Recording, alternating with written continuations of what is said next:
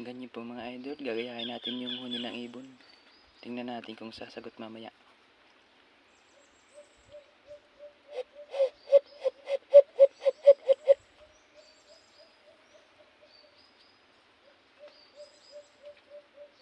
Ayan, may sumasagot mga idol. Gayahin natin ulit.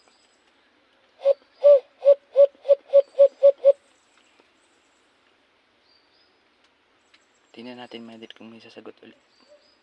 Ayan. Malapit mga idol.